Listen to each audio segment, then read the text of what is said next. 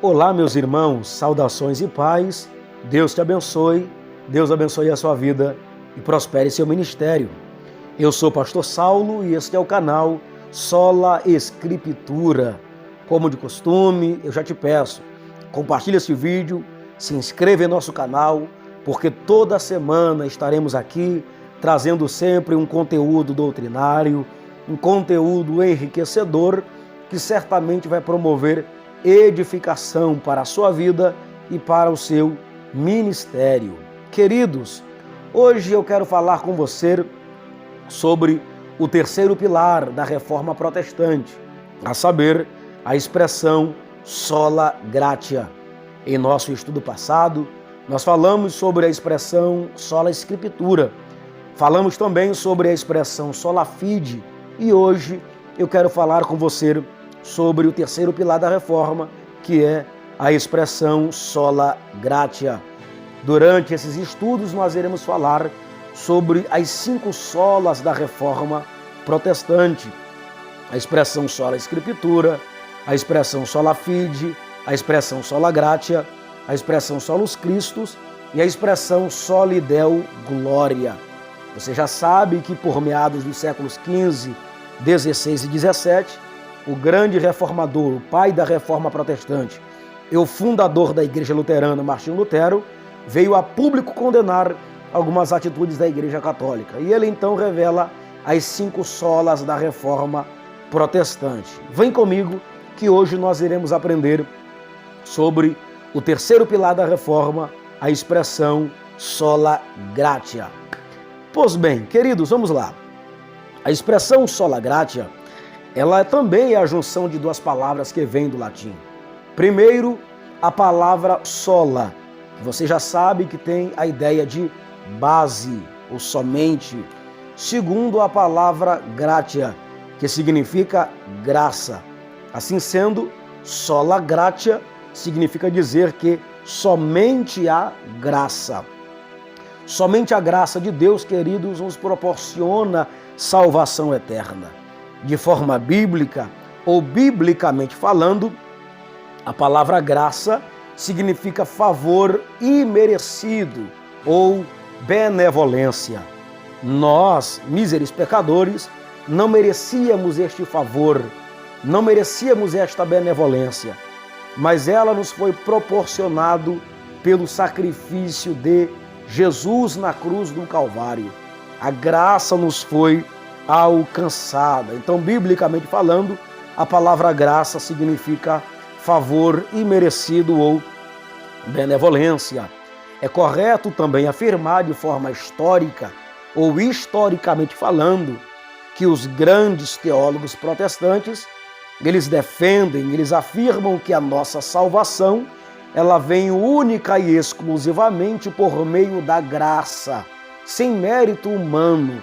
Não é por obra humana, não é por algo que nós fazemos, mas é única e exclusivamente, principalmente pela graça de Deus. E tem base bíblica para esta verdade.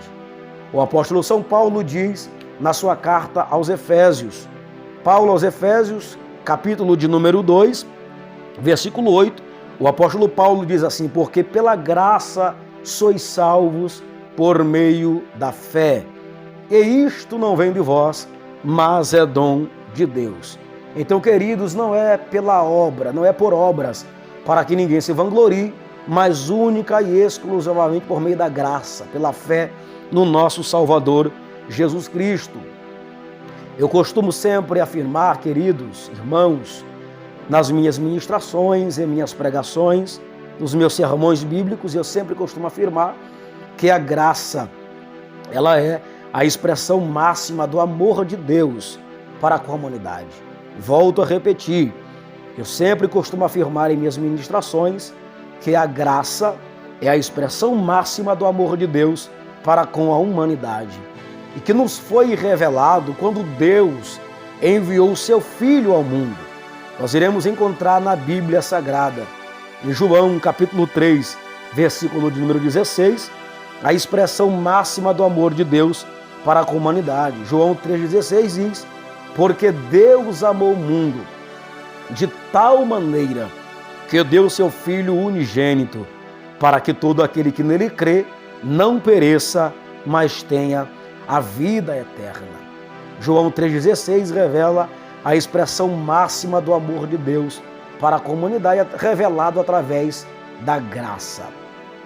É bastante interessante também nós frisarmos que o versículo 17 do mesmo capítulo revela o propósito, revela o objetivo pelo qual Deus enviou o seu Filho ao mundo.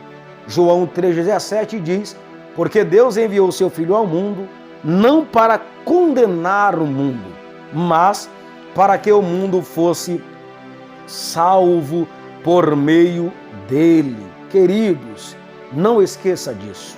A graça é a expressão máxima do amor de Deus pela humanidade, revelado em João capítulo 3, versículo de número 16 e o versículo de número 17. Dentre tantas cartas paulinas, ou dentre as cartas do apóstolo Paulo, para nos fazer compreender a graça de Deus, eu quero destacar a carta de Paulo aos Romanos. Ela é uma das cartas mais completas do apóstolo São Paulo. A carta de Paulo aos Romanos, ela nos revela a condição do homem sobre a natureza do pecado. Por quê? Porque em Romanos capítulo 3, versículo de número 23, Paulo coloca todos os homens em uma mesma condição espiritual.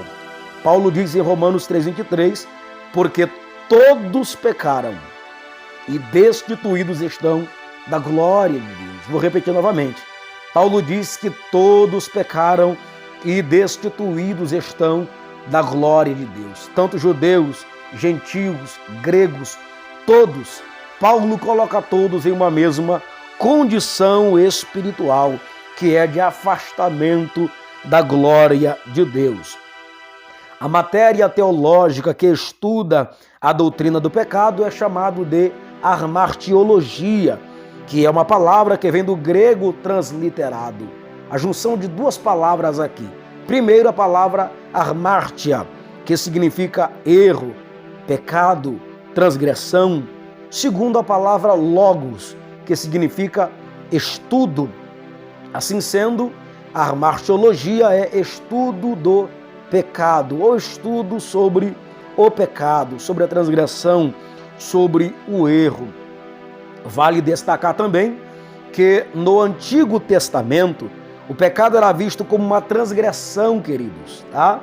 Vale destacar que no Antigo Testamento o pecado era visto como uma transgressão direta à lei de Deus e que desta feita era caracterizado por um erro moral do homem que o torna culpado diante de Deus. Vou repetir novamente. No Antigo Testamento, o pecado era visto como uma transgressão direta à lei de Deus e que era caracterizado por um erro moral do homem que o torna culpado diante de Deus por causa dos seus erros, das suas transgressões. Já no Novo Testamento, o pecado é um mal impregnado na própria natureza pecaminosa do homem que o mantém cativo, que o mantém preso, até que ele encontre a libertação em Cristo Jesus, o nosso Salvador. Então, no Novo Testamento, o pecado já é um mal impregnado na própria natureza pecaminosa do homem, que o mantém cativo, que o mantém escravo do pecado, até que ele encontra a libertação na pessoa bendita de Jesus de Nazaré. É interessante nós frisarmos que, neste contexto do Novo Testamento, em que o pecado é caracterizado como um mal impregnado na natureza humana, o próprio Jesus revela esta verdade quando diz em Marcos capítulo 7, versículo de número 21, que o pecado nasce no próprio coração humano. É o próprio Cristo quem afirma esta verdade. É o próprio Senhor quem afirma esta verdade. Eu vou ler para você ter uma compreensão bem mais apropriada comigo. Eu estou com a minha Bíblia aqui aberta. Olha o que diz, Marcos capítulo de número 7, versículo de número 21. Porque no interior do coração dos homens saem os maus pensamentos, os adultérios, a prostituição, os homicídios, os furtos, a avareza, as maldades, o engano, a dissolução, a inveja, a blasfêmia e a soberba e a loucura. Todos esses males procedem dentro do coração do homem que o contamina. Então o próprio Cristo está dizendo que o pecado é um mal que nasce dentro do coração do homem.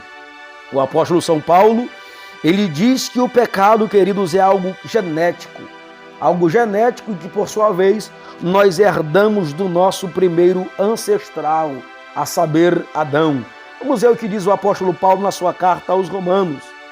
Na sua carta aos Romanos, capítulo de número 5, o versículo de número 12, Romanos capítulo 5, versículo 12, diz a Bíblia: porque como por um homem entrou o pecado no mundo, e o pecado a morte, assim também a morte passou a todos os homens, por isso que todos pecaram. O verso 13 diz: porque até a lei estava o pecado no mundo, mas o pecado não é imputado não havendo lei. No entanto, a morte reinou desde Adão até Moisés, até sobre aqueles que não pecaram, à semelhança da transgressão de Adão, o qual é a figura daquele que havia de vir. Glórias ao Senhor nosso Deus. É interessante, queridos, o que diz o versículo de número 17.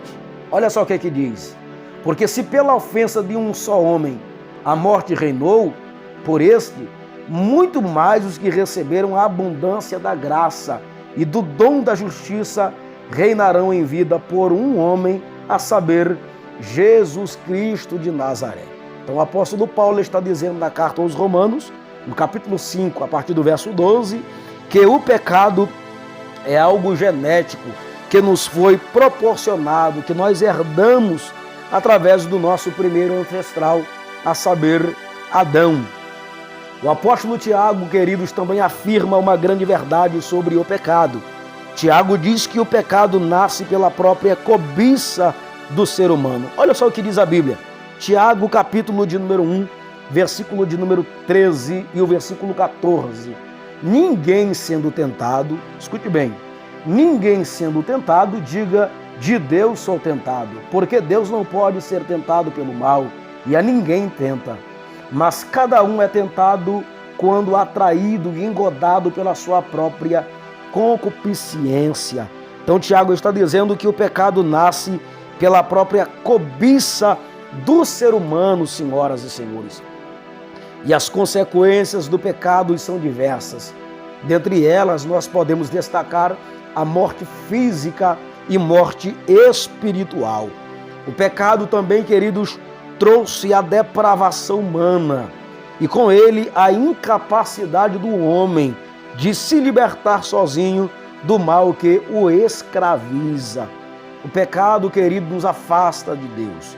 O pecado nos tira da presença do Senhor e nos traz como consequência a morte física, morte espiritual e também trouxe a depravação humana. E com esta, a incapacidade do homem de se libertar sozinho deste mal que o escraviza. É interessante nós frisarmos, senhoras e senhores, que o apóstolo Paulo ele explica sobre esta verdade em Romanos. Romanos capítulo de número 7, o apóstolo Paulo nos fala algo muito interessante que eu quero compartilhar com você. Olha só, Romanos capítulo 7, versículo de número 15, Paulo diz assim: porque o que faço não aprovo, pois o que quero isto não faço, mas o que aborreço isto eu faço. Paulo está dizendo aqui, queridos, Paulo está nos afirmando aqui sobre uma guerra espiritual interna que está acontecendo dentro do próprio apóstolo Paulo. Existe uma guerra interna que acontece dentro da nossa vida entre a carne e o espírito. Há uma grande guerra interna dentro do ser humano. É por isso que Paulo diz essa verdade.